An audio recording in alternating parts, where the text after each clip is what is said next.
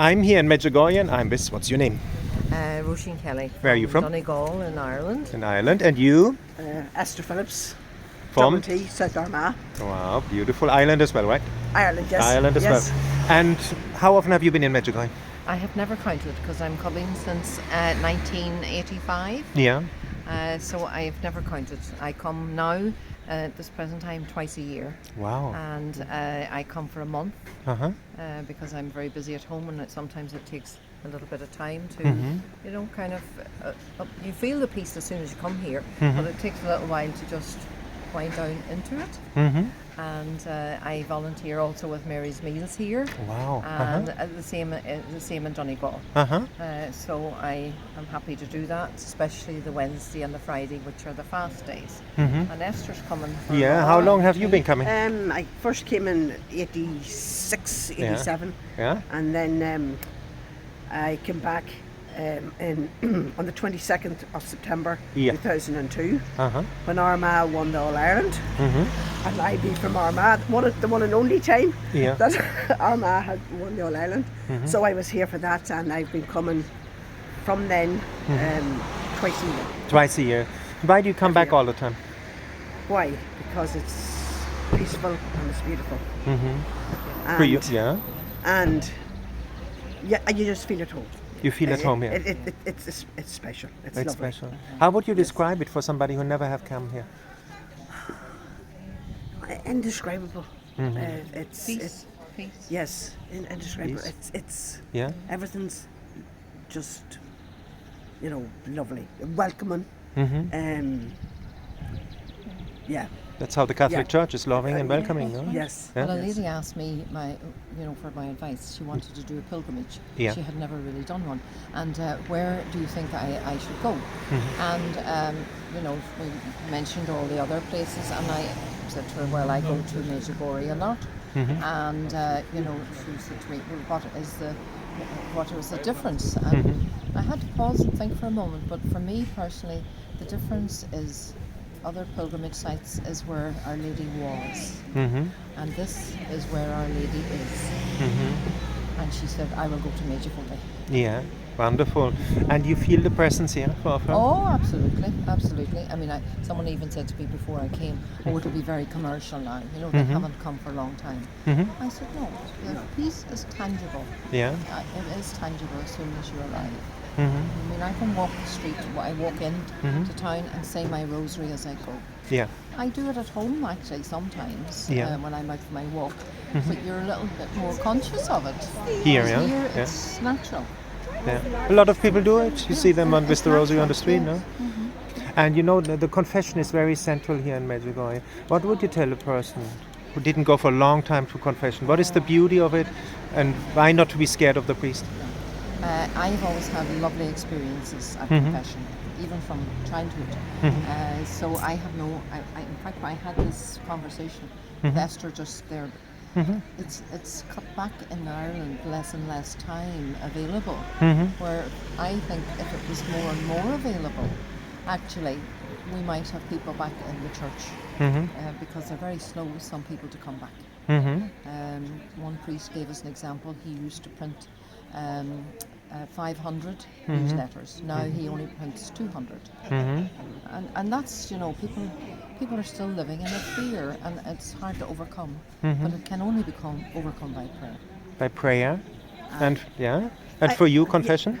Well, what I feel is that I think at a very early age, at primary school, you know, we should be taught, you know what I mean, that confession is, you know, it's a welcoming thing. It's to make you, you know, to heal you, to make you better. You go and it's also to make you aware that we do sin. But I think nowadays, especially in Ireland, I feel the whole emphasis is nothing's a sin. Everything is acceptable, and that is not the case. It really is not the case. Everybody knows it in the heart when you do something wrong. And I think from primary school up, I think the schools need to educate all the young people that yes, there is such thing as, you know, the Ten Commandments. Yes, and that it's not just naughty, and that it's okay. It's not. You have to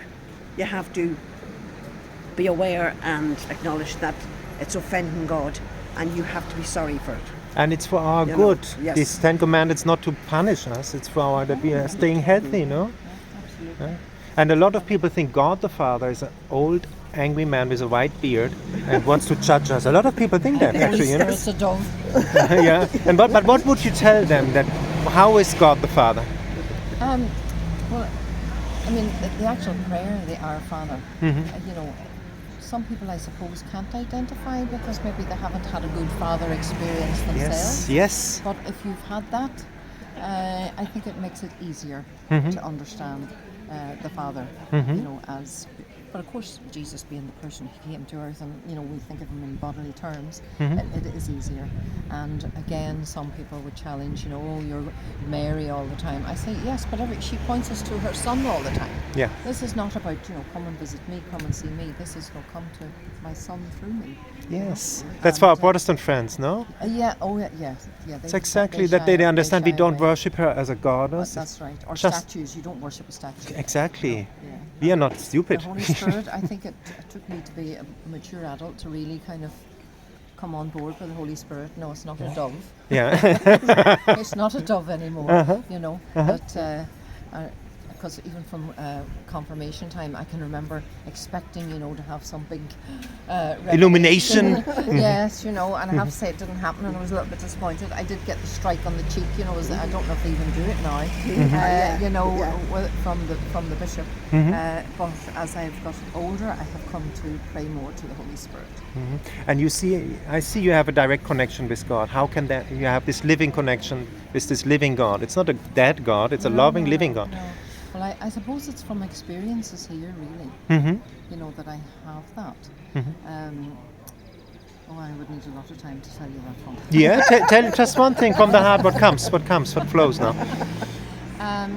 Well, I would have gone to the Adoration Chapel in Ireland. We have 24 hours a day, and I would have been going there quite a lot. But I was having a very difficult time one time, and prayer didn't seem to be getting me anywhere.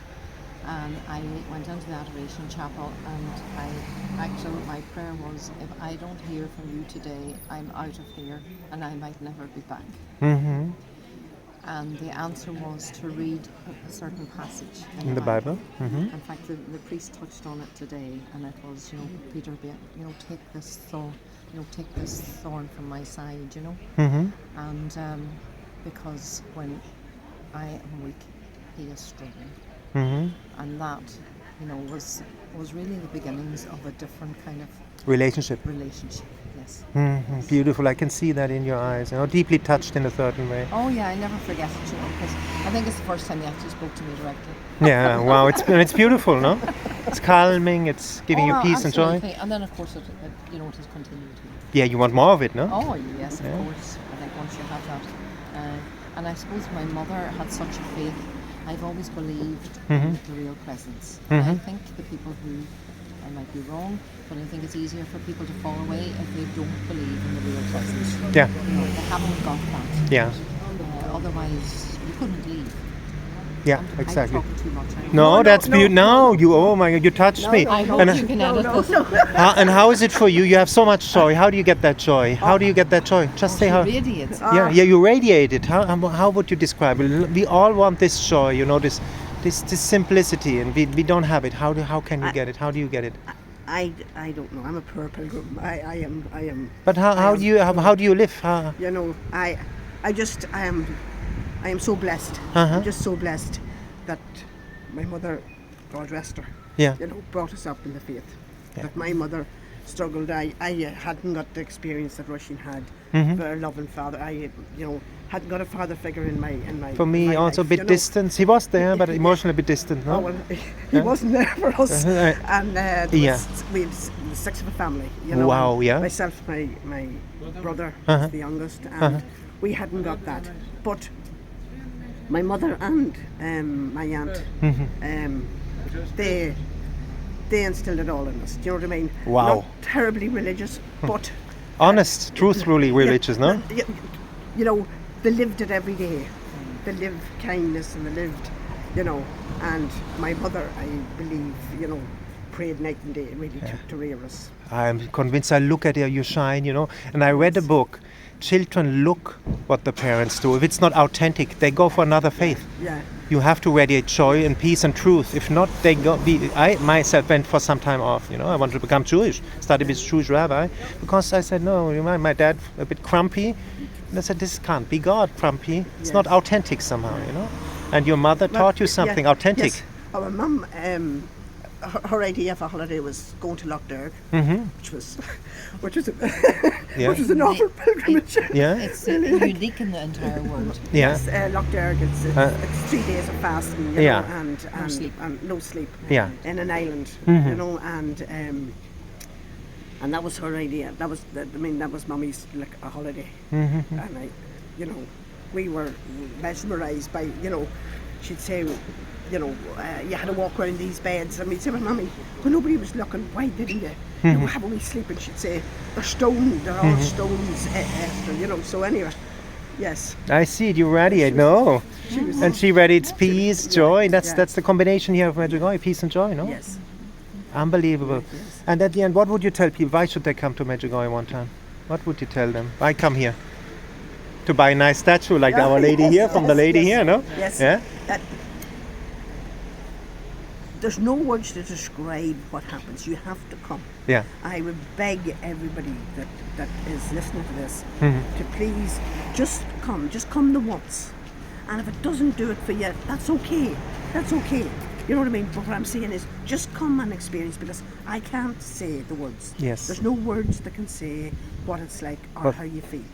But I from what I know of all my friends who have come here in the past, they would love to be here all the time. But as Father Leon has said, you know what I mean? You're here, and then you have to go home, and then you have to sell this piece. Yeah. And to sell this special Gift. message that our Blessed Lady has given us. You know what I mean? We have to be her disciples now. Yeah. She is the person our Blessed Lady is the person who's going to redeem us all. You know what I mean? And get Yes. us where we Absolutely. have to be. Like a good mother. Yes. She wants to succeed us, that we succeed in life, no? What would you tell people? What would you tell people? Why come here at the end of the story? Well, I mean, what I've said to you, the peace is tangible. Some people have said to me, is there pubs there? And I mean, There are. Yeah, but the first time I came, I never saw any, and I went home and I said, no, there's no pubs. And so things are there if you want to seek them. And the mountain hasn't changed. The mass, the only change is it's much, you have a bigger area, and, it was smaller kind of before. So everything's here. Yes, there are lots of souvenir shops, much like Knock, but you don't have to go into them all. Yeah. You can live it as you see it. Yeah. You can live it as you see it. I live it in a very normal way. Yeah. Because I'm coming so long. I have friends here, and I've been to weddings and funerals and births, and in fact, a communion at the end of this month. So you can become. I don't know. It's like we don't see each other in Ireland because we don't live that near each other. But we can just pick up and come. The next year when you meet again here, no? They're extended family. So we have two families. We have a family at home, and I have a family here. In Medjugorje. And that is possible for everyone. Wow. Thank you so much for that beautiful interview. All right, Tom.